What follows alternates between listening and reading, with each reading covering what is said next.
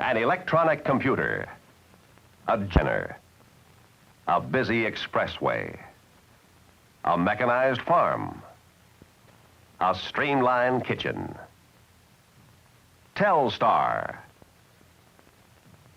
a man in space. These are symbols of the dramatic changes taking place everywhere we look. Changes in the way we work and the way we live. Changes that create new challenges for industry. Despite these changes, our nation's rate of economic growth in recent years has slowed down. Every one of us should be vitally concerned with finding means to accelerate our national economic growth. Because with the understanding and cooperation of government, industry, and the general public, our economy can grow fast enough to create jobs for the millions of new job seekers coming into the workforce each year. Growth comes from plant modernization and the development of new and better processes. These bring about improved quality of products, increased productivity, and reduced cost. Growth will come faster if we follow certain paths to progress. What are these paths to progress? They are fair taxes, realistic depreciation allowances, stable costs, fair competition in world trade, and adequate profits. To illustrate the impact of these 5 factors on industry, the steel companies have prepared this visual presentation. It focuses on the situation in the steel industry, but the fundamentals it demonstrates apply to all industry. The United States has the largest steel industry of any nation. It has been the world's undisputed leader in steel production since 1890. In just 2 hours, the nation's steel industry today can make as much steel as was produced in the whole year 1869, when the first transcontinental railroad was finished. A feat even then made possible by iron and steel produced in big volume at low cost. Since the beginning of this century, the nation's population has increased 2.5 times, while the production of steel has increased 9 times over. Today, steel is everywhere we look. It is a part of our daily lives. These uses of steel can be comprehended visually, are dramatic, and are therefore easily understood by the public. But people do not always realize in how many ways the industry contributes to our economy. The industry's facilities for mining raw materials and for producing and finishing steel span the nation. 22 states in the Northeast, the Lake Superior District, the South, and the Far West produce 2/3 of all of the iron ore used by the steel industry. The other 1/3 comes from foreign countries, including Canada. Coal, another basic raw material used in steelmaking, is mined in over 24 states. And from Minnesota and New York to Florida, Texas, California, and Hawaii, people in 37 states help make steel. Products made from steel are manufactured in all 50 states. There are over 275 different companies in the United States engaged in the making or finishing of steel, with operations in over 300 communities. In and around these communities live some 70 million people, 1/3 of the population of the nation. The number of steel companies is increasing. Of the 85 companies which make steel from raw materials, 21 have entered the steel-making business since World War II. In 1962, 16 companies each produced at least 1 million tons of steel, some much more than that. Total steel production was almost 100 million tons. Companies large and small compete vigorously against one another to sell a wide variety of products.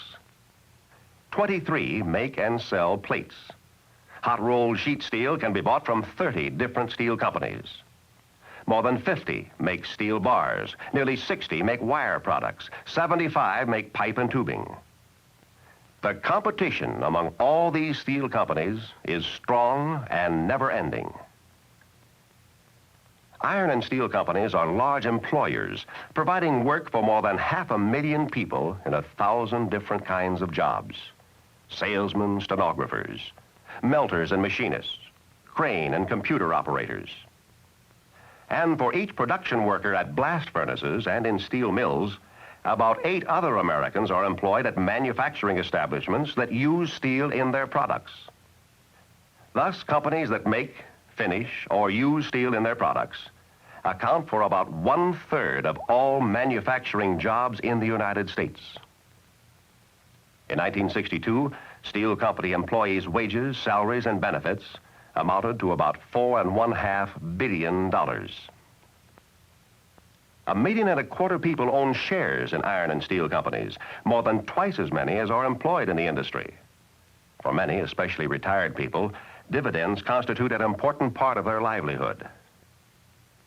Steel companies also spend as much as $6 billion a year for raw materials, equipment, services, and supplies from railroads, utilities, telephone and trucking companies, tool manufacturers, on down to office suppliers and the makers of paper clips.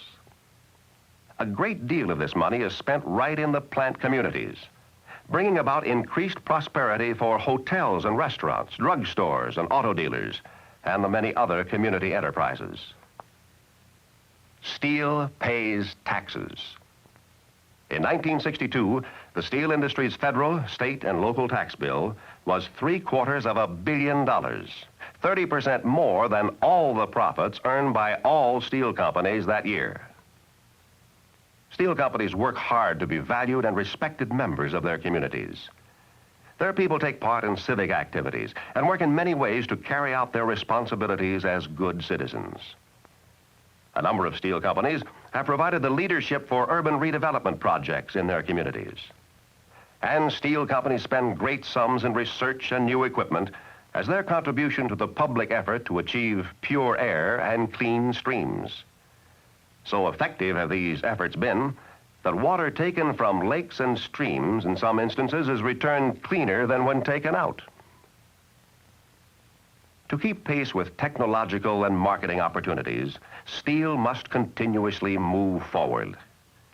Steel executives must constantly look to the future and make venturesome management decisions involving billions of dollars. Since 1946 alone, the steel industry has invested over $15 billion for the modernization, replacement, and expansion of facilities. This money has come from all available non-government sources of funds, including profits, depreciation, borrowing, and the issuance of new equity securities. This $15 billion is 25% more than total steel industry profits for the period. Today, with facilities more than ample for current domestic requirements, the steel industry is moving with determination to meet the needs of our rapidly changing world. Money is being spent to modernize, to improve production methods, to develop new and better processes that will improve quality, increase productive efficiency, reduce cost.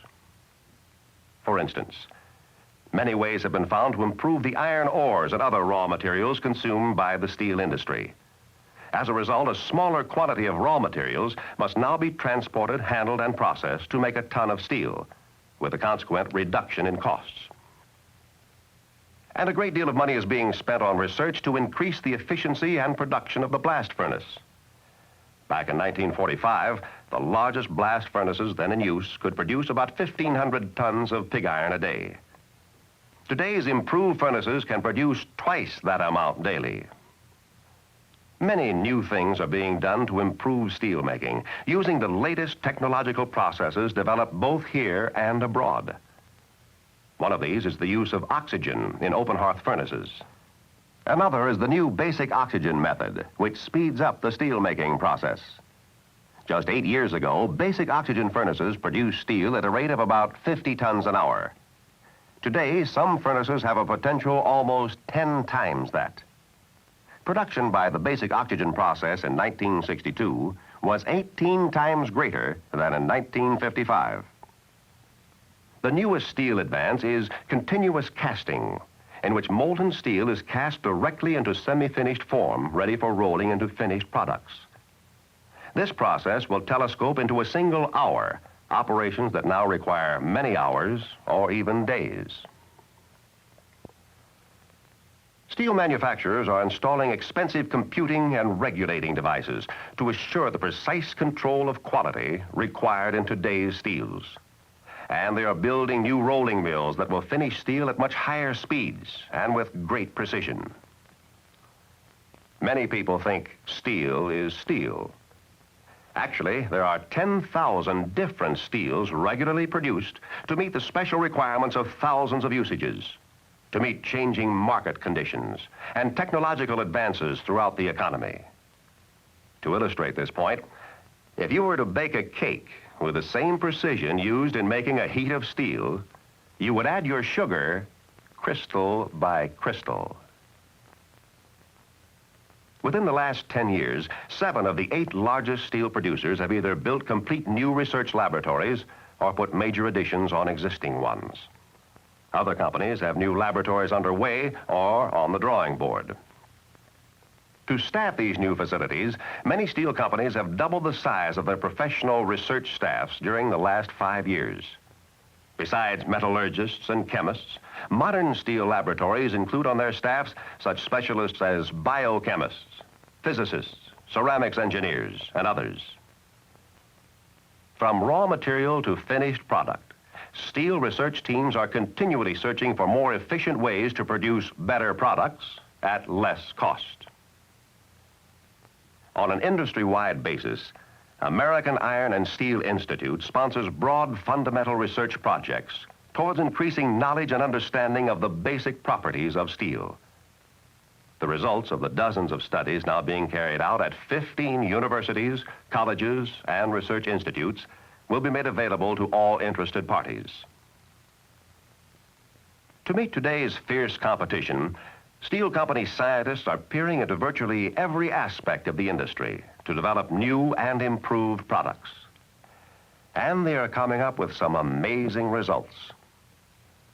New high-strength steels have been developed for construction work, for example, which require less weight to support greater loads. The Empire State Building, if built with today's steels, could rise another 13 stories without increasing the weight of the supporting steel members. For the highly competitive container market, the steel companies produced a new, thinner tin plate, which makes possible, for instance, 40% more frozen juice concentrate cans for a given weight of tin plate. Other new steels not only have far greater tensile strength than their predecessors, but effectively resist impacts and shocks, which cause other materials to fail. For the aerospace industry, new special stainless steels have been developed that do jobs that other metals simply cannot do. In other areas, new high-strength steels are expected to enable submarines to operate at much greater depths, far beyond the present detection range of enemy craft. The new steel products developed in the past few years present an imposing array. Textured steels, improved stainless steel trim for the automobile industry, new types of galvanized sheets, better enameling steels, special steels that stay strong even when red hot, colored stainless steels, plastic coated steels, versatile tool steels, and high-strength structural steels. The list of new developments is long. But the tremendous technological advances already here or beginning to come into sight are only forerunners of what the imagination of the steel research will produce in the future. From research now in process in steel company laboratories, sometime in the future, the smelting of ores may be performed by the use of atomic heat at highly elevated temperatures. The process would deliver enormous quantities of highly purified iron, which would then be mixed in proper proportions with similarly refined carbon and alloying elements in order to produce steel, thus eliminating several intermediary operations. These things are awesome to contemplate because of the huge mass of the experimental units. This is not tabletop laboratory research. Very large sums of money will be required to push them to successful completion. The results of this research will ultimately benefit every American. Recent progress in steel technology has brought with it a corresponding improvement of working conditions. Machines have done away with back-breaking labor. Plants are more comfortable and safer to work in, like this air-conditioned control pulpit for a rolling mill. And for years, the steel industry has had one of the finest safety records in the nation. The new techniques tend to require higher skills on the part of workers, many of which have been learned through in-plant training. And advancing technology has meant higher paying jobs for steelmakers. The percentage of skilled employees has risen steadily. The large-scale modernization programs by steel companies are constantly creating thousands of jobs for people employed by suppliers and contractors. The payroll dollars generated by these programs filter out to benefit hundreds of communities across the country. These payroll dollars, circulating throughout the communities, supply a substantial part of the income of supermarkets, drugstores, auto and appliance dealers, and numerous other enterprises. To continue making the huge investments essential to growth and progress, to continue to serve the American people with ever-improving products, to continue to increase the economic strength of the nation, including expanding employment opportunities, the steel industry, indeed any industry, must make adequate profits. In 1962, steel companies earned an average of 5 4/10% on net assets. A higher rate of profits would have enabled the industry to make more progress, to contribute more strongly to national economic growth. Because so much of its capital outlay is in tremendously expensive facilities, adequate depreciation provisions in the tax laws are essential if the industry is to modernize as rapidly as it needs to. The recent 7% investment credit is a step in the right direction.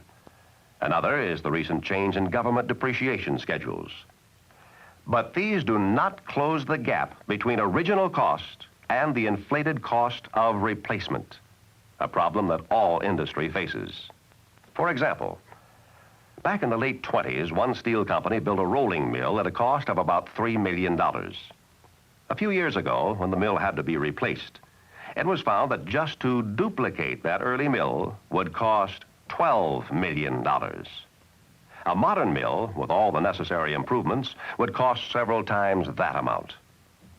Because depreciation allowances are still not realistic, many steel companies remain financially unable to apply the advances of technology as rapidly as they become available. Steel employment costs have long been among the highest in America. These are the total costs to a company for an employee's wages plus benefits. They now stand about 1/3 above the average for all manufacturing. From the post-war period until a few years ago, steel's employment costs rose far faster than the increase in steel shipments. In recent years, however, steel companies and the union have worked together in an effort to hold employment cost increases to a rate which will help the industry to compete effectively. As employment costs continued to rise in recent years, prices of steel actually declined.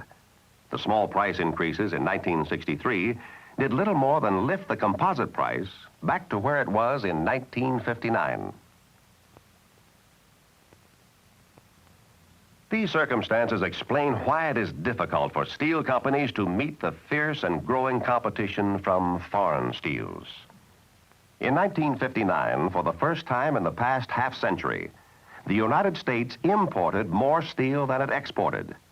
In 1962, 4 million tons were imported, and about 5 million in 1963.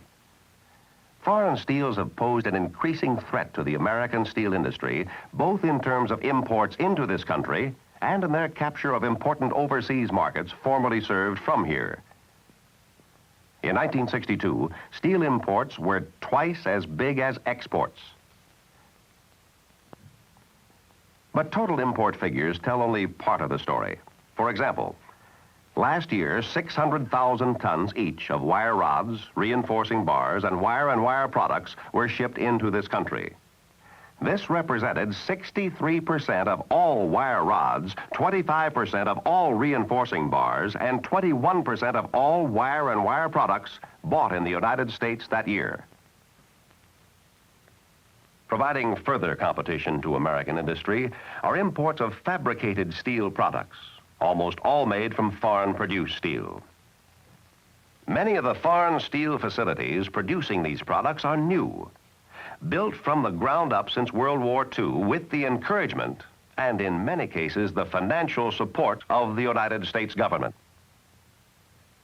Lower employment costs give foreign steel producers a very substantial competitive advantage, as these latest figures from world trade sources show. Although in this country, fewer man-hours are needed to produce a ton of steel than in foreign countries, the difference is not enough to make up for our much higher employment costs. To be competitive, therefore, it is imperative that American steel companies be leaders in research, technology, and modern management techniques. Foreign producers also have the advantages of lower taxes and a much more realistic accelerated depreciation program. These and other advantages have let them make quick use of technological improvements. In addition, many foreign countries rebate certain taxes on goods produced for export. In 1962, foreign steel producers were able to invest an estimated $5 billion to improve their plants and equipment. 5 times as much as the $1 billion American steel producers were able to provide in the same period. As foreign steel producers have become more aggressive in their search for export markets, they have sold products right here in this country at prices below what they charge in their own countries. This is commonly known as dumping and is universally recognized as unfair competition. For example, in their complaint to the Treasury Department, U.S. mills showed that Belgian rods were being sold in the United States at about $25 a ton below the indicated value in Belgian markets. Another influence on the rising volume of imports has been the purchasing policy of some government agencies. Substantial expenditures of tax monies generated through productive effort here in the United States have gone to buy foreign goods which compete directly with American-made products. This flow of dollars overseas has been a debit factor in our country's balance of payment problem. The damaging effect of foreign competition can be dramatically seen in the following illustration. It has been estimated that if the relationship of American steel exports to world trade in steel had continued as it was in the mid-50s, as shown by the dotted line, and if steel imports from abroad had not taken over as much of our market as they have, in a single recent year, 1962, steel sales would have been $1.4 billion more, increasing national income by that amount. We would have provided about 50,000 additional full-time jobs for American steelworkers. And this does not include thousands of people employed by the steel industry in the mining and transportation of raw materials and finished products. It would also have provided about $430 million in wages, salaries, and benefits to American steel workers alone. And government at all levels would have received additional tax revenues. Meeting competition from foreign steels. Meeting competition from other materials, taking advantage of new technology, meeting the growing demand for a variety of more efficient steels. The steel companies that can take advantage of these 4 related factors will continue to grow and provide increasing employment. Today, steel's progress in modernization, technology, and research is being supported by stepped-up product promotion, product information, and marketing campaigns. The basic objective of steel promotion programs is quite simple: to tell people about the advantages of using steel. Product information is directed to engineers, designers, tool makers, architects, wholesalers, retailers, and household consumers. Steel's product information and promotion activities are spearheaded by Steel Mark, the industry's symbol of quality. The programs take many forms. For instance, tin plate producers are working to increase the consumption of tin plate by stimulating sales of soft drinks in steel cans at the retail level. Showcase for Steel, the industry's new and beautiful steel exhibit at Chicago's famed Museum of Science and Industry, shows people the many ways that modern steels serve the nation. Special articles pointing out the versatility of modern steels prepared for trade publications. And programs such as the Design in Steel Award are other examples of promotional activities conducted jointly by all companies through American Iron and Steel Institute. Industry-wide programs like these supplement and support stepped-up marketing activities of individual steel companies. Product advertising, consultation with manufacturers on product application, sales training sessions, and demonstrations to illustrate the variety of uses and superiority of steel. In every aspect of its business, the steel industry is working ahead faster and farther than ever before in its history. By widening the use of steel and winning acceptance for it in markets previously dominated by competitive materials or by foreign steels, American steel companies are working hard to increase the volume of steel sold. The industry has ample production facilities, asks for no special treatment, needs only freedom from handicaps that confront it and confront all industry. Increasing steel demand and production will mean greater job security for employees, more money for government in the form of increased tax payments by the industry, savings in production costs, and adequate profits. With the support and understanding of government, steel employees, union leaders, and an informed public, the steel industry can look confidently to the future. Steel employees can enjoy greater stability of employment, all essential to the building of a prosperous and growing America.